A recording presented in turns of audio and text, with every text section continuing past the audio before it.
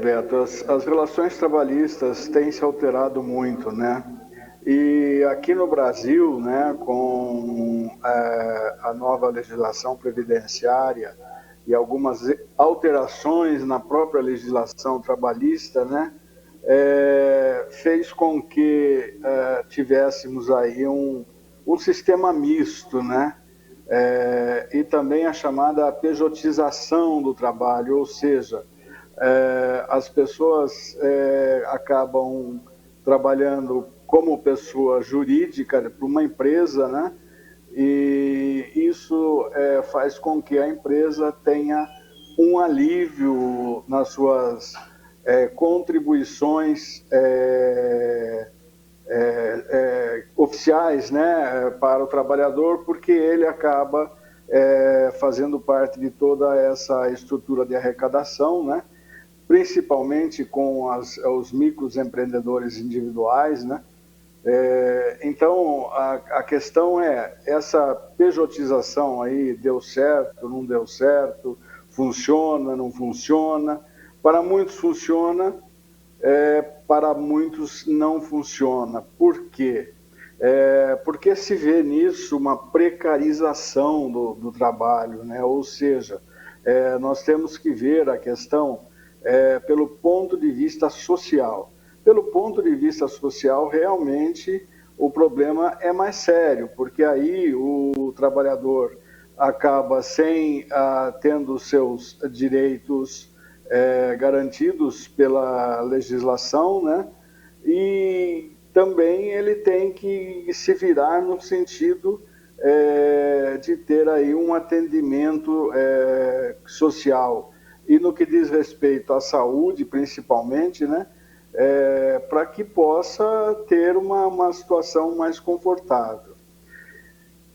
Quanto à questão dos impostos, a questão do valor de um trabalhador hoje para uma empresa, isso daí já é discutido há muito tempo, já é discutido, já é comentado, já é debatido, né? Por especialistas, por advogados, por sindicatos, por empresas, mas não se chega nunca a uma conclusão. O que o governo precisa, como nós discutimos ontem aqui, é reduzir os impostos, reduzir a carga tributária da empresa e também do trabalhador, né?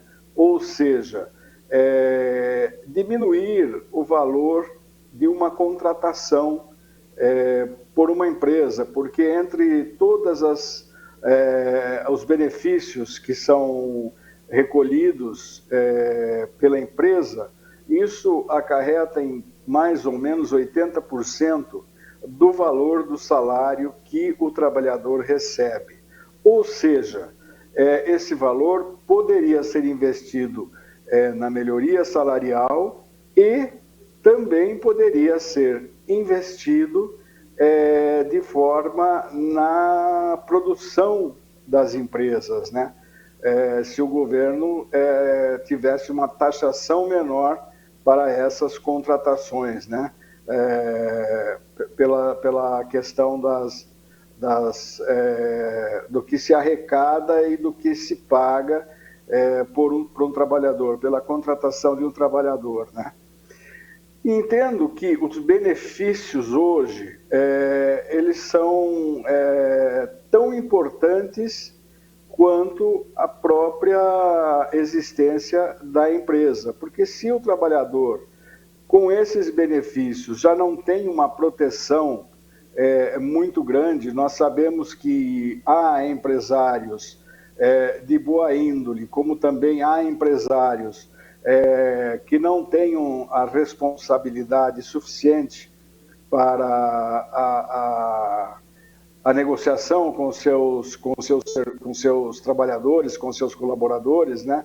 Não tem o respeito devido, se com todas essas proteções e esses benefícios, o trabalhador sempre é afetado quando há uma crise, sem esses benefícios, a situação se tornaria impraticável, né? Agora, do ponto de vista prático mesmo, o que nós temos que entender? Que o custo trabalho para a empresa deveria ser menor, né? Essa questão da desoneração da folha de pagamento, por exemplo, ontem eu acabei achando um artigo de um especialista concordando que essa desoneração ela só interessa ao empresário do setor que vai ser desonerado, não significa nenhum benefício para o trabalhador, não significa a criação de novos empregos, não significa a facilitação da criação de empregos, mas sim facilita apenas o próprio empresário. Ele disse que é um egoísmo desses setores, uma pressão desses setores para fazer com que o governo diminua os valores de arrecadação, né? Mas, ao mesmo tempo, não garante que isso vá retornar em novos postos de trabalho. E também que é uma lei inconstitucional. A partir da aprovação da nova lei trabalhista e da Previdência, a Constituição proíbe determinantemente que se crie uma renúncia fiscal sem dar, como eu diria, sem dar novas, sem dar escapes, né? Ou sem dar razões, sem com que o governo possa recuperar essa renúncia. Ou seja, a renúncia ela não pode partir do legislativo em relação ao executivo. Quem tem que criar essa renúncia é o próprio governo federal e, criando essa renúncia, ele tem que ter uma margem de reposição. Ou seja, se eu vou perder 20 bilhões com essa desoneração, alguém precisa me dar outros caminhos para que eu consiga arrecadar esses 20 bilhões sem ter que favorecer apenas essa renúncia. Ou seja, o Supremo entrou nessa questão porque essa lei aprovada pelo Congresso Nacional, pelo Senado e pela Câmara, que o Lula vetou, ela é inconstitucional. Então, isso daí é uma questão mais técnica do que propriamente de trabalhista mesmo, né?